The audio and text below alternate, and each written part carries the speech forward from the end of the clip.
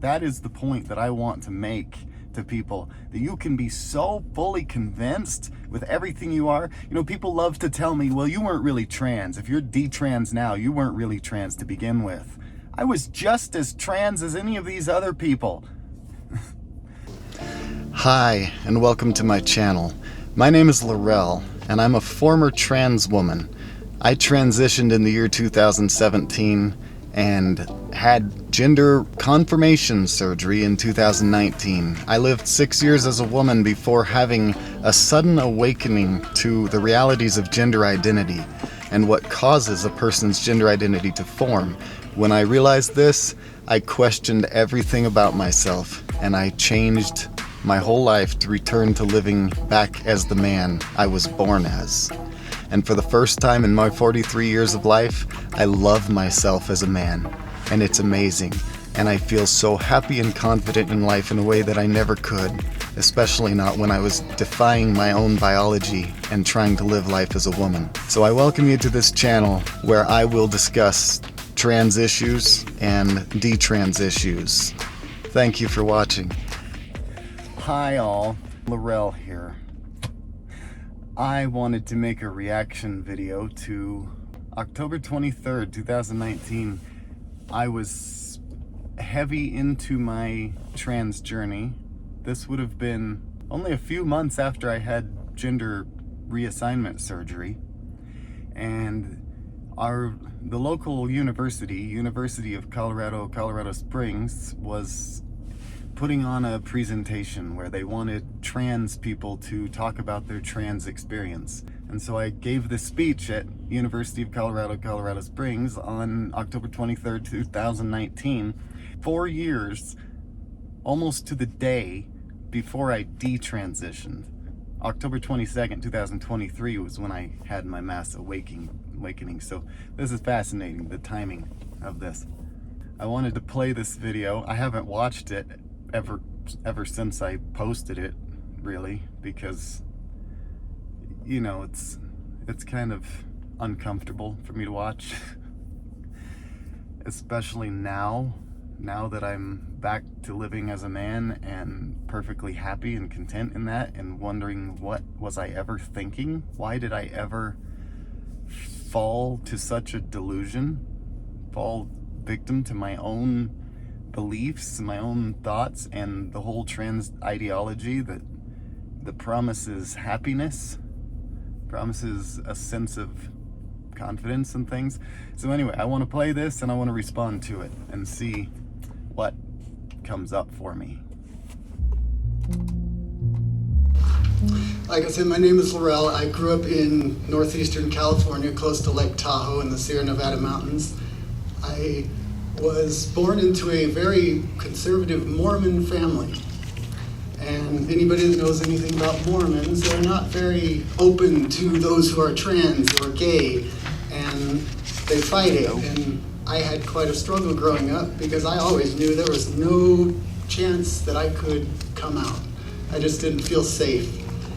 It wasn't until I was 36 years old, living here. Didn't feel safe coming out. Yeah, because my internal knowing knew that I was a man. It was only a belief that made me think I needed to come out as trans. That was only a belief that I developed over the course of my childhood. And so, of course I was afraid to come out. It went against my biology. It went against everything, not just the teachings of the Mormon Church. The teachings of the Mormon Church just caused me more confusion and kind of gave me a foundation to hold on to some sanity and normalcy in, but at the same time, the teachings of the Mormon Church teach you that you are such an individual identity that you become this identity, this individual that has to seek some way to find happiness and a sense of safety and security in the world. Living here in Colorado and married, that I finally had to come out because I finally reached the point where I just can't keep this in anymore. I have to be myself. And it's such an interesting experience to live your entire have to be myself. That is an interesting concept because most trans people, myself included, profess that this is who I really am. This is being myself. So, and in doing so, we make it more acceptable, more normal to insist that I was born this way, that I was born trans, and that this is my true identity, and that I've just been living a lie my whole life as a man, and that I'm really a girl inside. It completely defies biology and the norm, and it is a belief. It was a belief that I developed. live your entire life as a man and do everything that a man does, and then all of a sudden switch and to try to get used to living life as a female, even though your entire life you identified as a female, but you didn't get to live that way, even though you honestly felt with every fiber of who you are that that's who you are.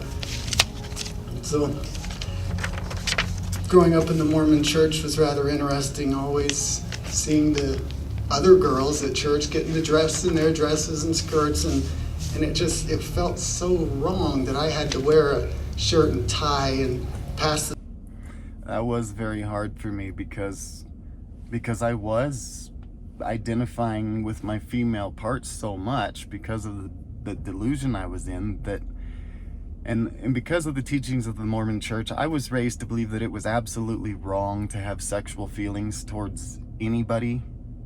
Like, until you're married. Until you're married, it is a sin to have any kind of sexual feelings towards anybody. But the reality is, we're human beings, and I'm a biological male. So I had a certain sex drive towards females.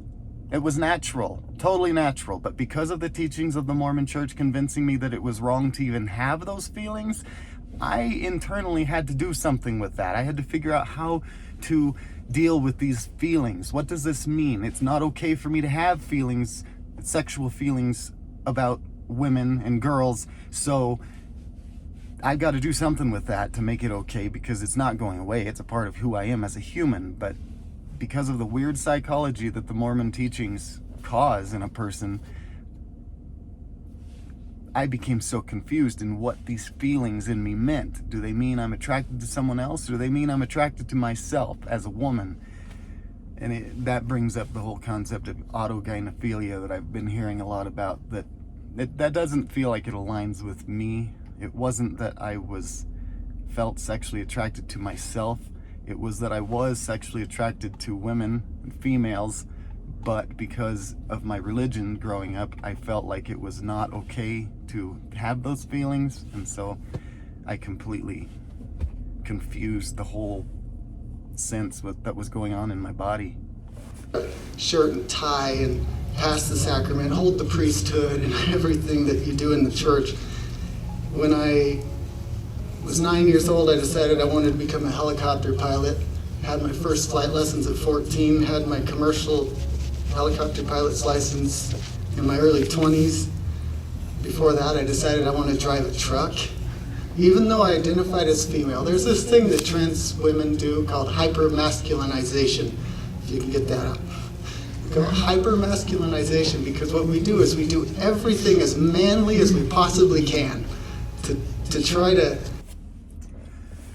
Funny thing about that concept, I used to explain away my desire to do manly things as some weird coping mechanism of my transness.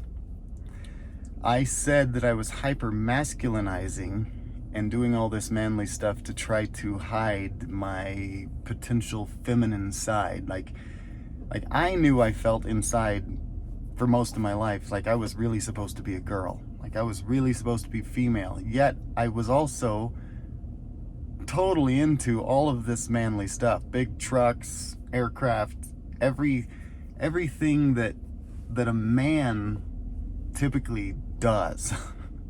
Guns, all the man stuff. Because I am a man. I'm a biological man that is genuinely into that stuff, into working on cars and things. It feels good. It lights me up. It brings me joy. And so even when I was living as a female, I still had a serious interest in things. Every truck that would drive by, a nice Peterbilt 379 truck would drive by, I'd say, oh wow, look at that Peterbilt, it's got a 34.6 ECAT engine in it. And my wife would look at me like, aren't you living as female? What's going on here? And I used to explain that away too, that well, yeah, just because I'm a trans woman, just because I'm living as a woman doesn't mean that I have no interest in the things I had an interest in when I was living as a man.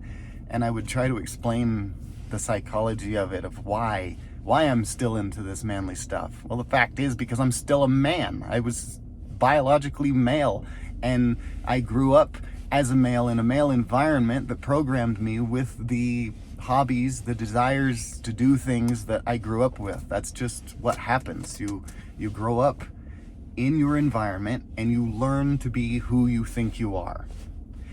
And so when we identify too much with our not self, the parts of us that were programmed over the course of our childhood and our life, then we make decisions based on that programming and not really what's best for us in the present moment. I lived a long life of doing stuff very industrious, is what I say. I was a very industrious person. If there was some piece of equipment that needed fixed, I could do it. If there was some piece of equipment that needed operated, a dozer, an excavator, backhoe, anything, I would do it. And of course, when I was living as a woman, like I said in this video, that I explained it away as hypermasculinizing, as if it was something still affirming my trans identity. And the thing is, it was actually contradicting my female identity, and it still does. And the reason is because I have always been biological male, was always going to be biologically male in this life, and that's okay. It's a beautiful thing. You can love yourself the way you were born. It's a novel concept. We live in a world where everybody just this idea of becoming something different, and then you'll be happy.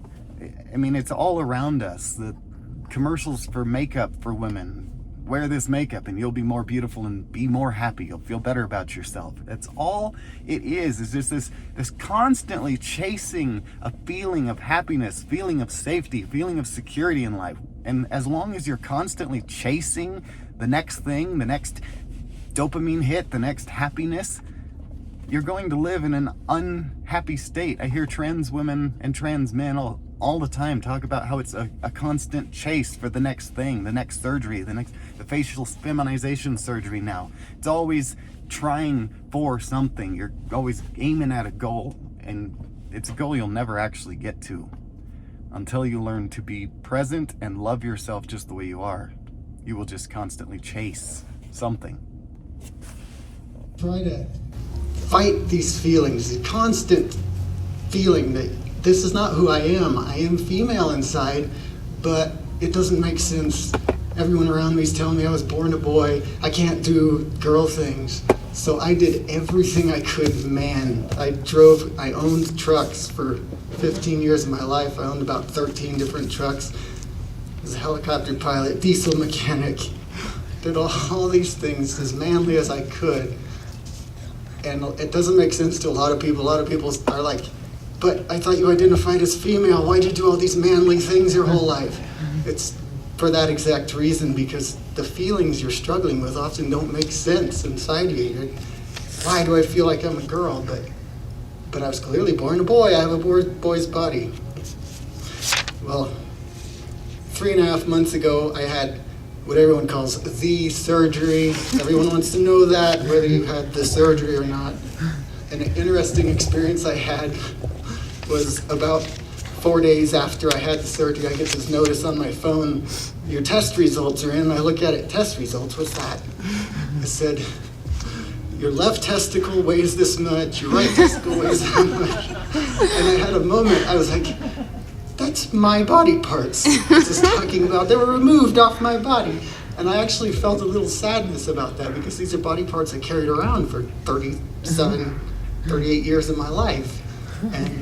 But it feels so good to be rid of them now, because it never felt right for them to be there. And it's such an interesting... Oh my God. That was a weird experience because I had the surgery.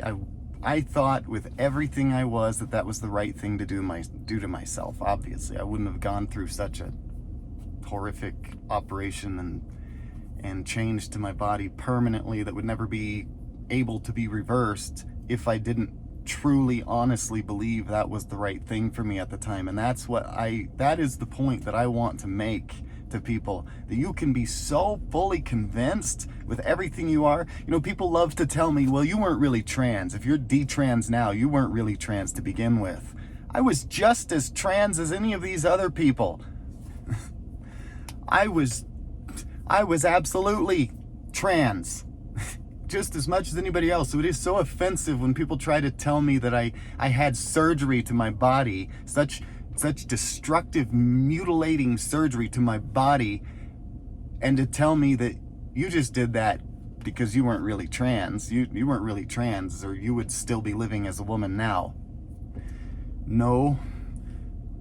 The fact is, trans is a belief.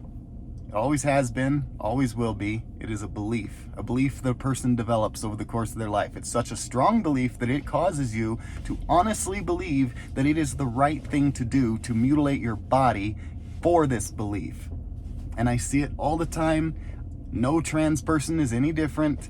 They are still acting upon the beliefs that they have that were instilled upon them through the course of their childhood and through their life. The only reason they are at the place of having surgery to their body is because every experience they have had up until that point made them honestly believe that was the right thing to do. And that was the position I was in. I honestly believed it was the right thing to do. But now, hearing myself talk about that, it makes me so emotional, knowing that my body parts are gone forever. My life force energy, the part of a male body that allows you to create life. Do you have any idea how special that is? Your ability to create life, my sperm. That is amazing, that we have within our bodies the ability to create life. Like literal gods ourselves, we can create another human being that then can create other human beings, and on and on and on and on. And I gave that up because of a belief that I didn't need those parts anymore, that I didn't need them, that I didn't want them, I despised them. Like I talked about in this video, I absolutely despised my penis and testicles, but it was because I grew up believing they were disgusting, believing I shouldn't have had them on my body. Now I can love them, but I don't have them. They're gone. I would cherish my penis and testicles now if I had them. But I made a mistake based on a belief. It's such an interesting thing to experience. Another interesting thing, being a trans person, you're seen as mentally incapacitated by so much of the world. And I'm very much an entrepreneur kind of person. I like to build businesses. And you wouldn't believe how difficult it can be at times to get people to believe in you and to believe in your business. And yes. I work as a photographer. That was one of the things that really played into my detransition. Recognizing that I was constantly swimming against the stream, is how I put it. Picture yourself in a river, and every decision you make, everything you try to do is like swimming against the river. The whole river's trying to push you one direction and you're constantly trying to go the other way. And that's what it is like trying to live as a trans person. In a world that sees you as the gender you were born as, it is a constant struggle. And when you try to present business ideas to people as a trans person, they see you as mentally incapacitated. Because it is a delusion, and everybody knows that except for the trans person. The trans person doesn't realize it's a delusion. They just think it's who they are. As a trans person, I thought this was just who I was. I was in total denial, total delusion to my own beliefs. But the majority of the world sees it as a delusion. And so when you as a trans person show up to a job interview, you are seen as having a delusion. You are seen as less trustworthy as an employee. Your business proposals are seen as holding less water because you are seen as having this mental incapacity thinking you are the opposite sex than what you were born as. That's crazy. It is a delusion. Biologically, we are made either male or female. There is no in between. There are no all these other genders. There is either male or female biology. And your mind develops over the course of your lifetime and your experiences. So yes, you absolutely can end up with a real mental belief that you are the opposite sex, or that you were meant to be. And it can be such a strong belief that you believe you need to make a permanent change to your body and your life because of it. But like I said, the majority of the world sees it for what it is and sees that it is a delusion. And so when you come to a business with a business proposal or to a job interview, you're going to be received for exactly how you present yourself. You are presenting yourself as someone who has a delusion, who is trying to present themselves different than their biology made them. And so yes, you are going to be looked at as lesser. You are going to be taken less seriously, and that is just the way it is. It is a system. The world is a system, and you can't just change the system and expect people to just see you as normal. It doesn't work that way. As a photographer, a videographer, it's interesting to show up to photo shoots. I don't tell people before I show up that I'm trans. I don't feel a need to. I'm just who I am. I show up, they show up, and they're like, they look at me, okay, this is what we're doing. Same thing happens, I sell stuff quite often. Just today I sold a utility trailer I had. I never tell the person that's coming to buy something from me that, hey, I'm trans, just to warn you when you get here. And it's always an interesting experience when they pull into my driveway and I walk out and shake their hand and they're like, oh, okay. They're usually quite nice about it. Sometimes they give me a funny look. Like I said, I'm married to a wonderful woman who has been extremely loyal to me, even though I have thrown this big surprise at her.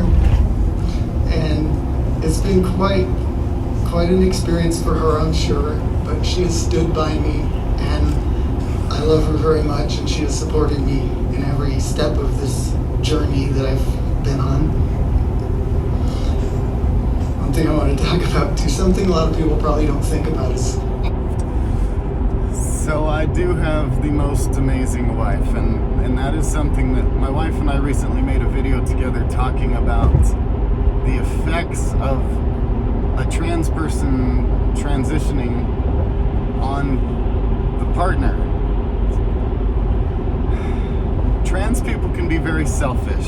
As a trans person, it becomes all about me, the changes I need to make to be happy, and we forget how we're affecting the person that means the most to us, the closest person to us. In this case, my amazing wife, that I was very selfish in that, nope, this is something I have to do for myself to be happy. If I don't do this, I can't even be with you anyway, so I have to do this. It was so selfish and so non-inclusive of her feelings. I mean, I was aware that it had to be affecting her really bad, but I still did it, still went through with it because I thought I had to. And now to look back and realize I never had to do that in the first place, and I destroyed her in the process of doing it, transitioning when I never should have, never needed to. It was all just a belief. So sad and tragic. And I hate to see other partners of trans people going through the same thing. It's very sad. As trans people, we deal with certain social interactions with other trans people in the world. And when you're out in a store or something and you see another trans person, some people might think, oh, we're in this community together. We might walk up to them and introduce ourselves to them and say, hey, I'm trans too. How about you? When'd you come out? When'd you transition? But there's a bit of an uncomfortability about that. For one, we don't want to identify each other as trans. If I go up to you and say, oh, you're trans too, huh? That means that I knew you were trans. And we like to think that we just pass. There's this word pass. No one has to pass. There's no right way to be trans. But there's a lot of people in society who think that if we're not doing every step, not checking every one of those trans boxes, that we're not valid as a trans person. And it's such a hard thing to deal with in life because I'm just who I am. My voice is still kind of low. I've never had surgery on my voice. I don't practice really hard. I'm just who I am. I'm just who I am. Think about that statement. Who are you? Who is any person? Every person is who they think they are because of their experiences. And therefore, who you think you are might not necessarily be who you actually are. So to do something so extreme to confirm your identity of who you think you are, it's all nuts. I don't practice really hard to bring my voice up, and so when I talk to people on the phone, they all call me sir, and I go with it because I don't want to deal with the hassle of correcting them every time. And there are all kinds of things we have to deal with in life, like I had to have my driver's license changed to show female, which then meant I had to have my passport changed to show as female so I could travel, and there's all these games we have to play in the system to try to fit in, and we never really feel like we fit in because games we have to play in the system. They're not games. What it is a system that is used to a gender binary, male and female. That's how the system was built. Driver's licenses have male or female on them because that's how they identify whether you're male or female. Your passport says whether you're male or female. That's just how it is because you're born either male or female. And so when you're born, your biological gender gets put on it. It doesn't have to mean anything about your internal state of being, your mind. It's just a biological identifier. When you're born, you either have a penis or a vagina, or you're intersex and have something in between. But for the most part, trans-identifying people are not intersex. They're not dealing with some intersex condition. It is a belief that was based on a childhood that programmed into us this belief that this lunacy was normal and was something necessary to do. Everybody recognizes us as different.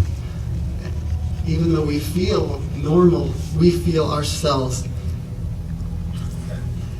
A lot of trans people we don't feel normal. We don't feel ourselves. That's the whole problem. That's why we feel we're swimming against the stream in a system that recognizes a gender binary. We don't feel normal. That's why trans people are constantly trying to fight for normalization and for being accepted in the world. It's not because it's legit, it's not because it's real, it's a real belief, yes, absolutely. A person who believes they're trans absolutely believes with everything they are that it is real and valid and that's who they are. A lot of trans people I see, all my fellow trans people, they're afraid. I feel like they're afraid to be themselves. Society expects a certain thing from all of us. Society expects us to be the gender we were born as. And that just doesn't work when every fiber of who you are and your feelings are telling you that is not who I am. I was born with male parts, but I never felt like a boy, even though I did all that manly stuff to try to push those feelings out. But I came up with this. Because of childhood programming and beliefs that developed over the course of my childhood, yeah. But I came up with this saying, because of that, I feel like my fellow trans, non-binary friends tend to suppress themselves. We suppress our own expressions. So I like to say, never allow yourself to experience a self-suppression of personal expression. Ow. Because we tend to do that. We self-suppress beyond what society wants to do to us. We're afraid of coming out. We're afraid of being ourselves. So never allow yourself to experience a self-suppression of personal expression. And that's what I'd like to leave you with. Well, now.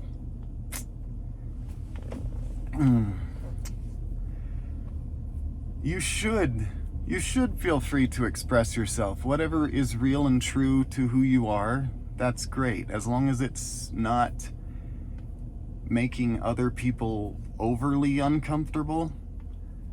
I mean, we're all trying to share this planet together, and if you show up somewhere presenting yourself in a way that makes the majority of people around you legitimately uncomfortable,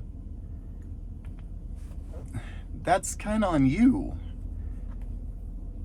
You do happen to live in a world that has built upon it certain systems and standards of which you are subject to.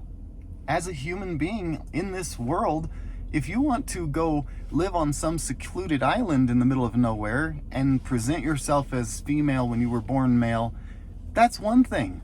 That's great. That's wonderful. But what happens is we live in this society that programs, first of all, into us this weird confusion of our own identity and makes us feel like it's not okay to be the gender we were born as.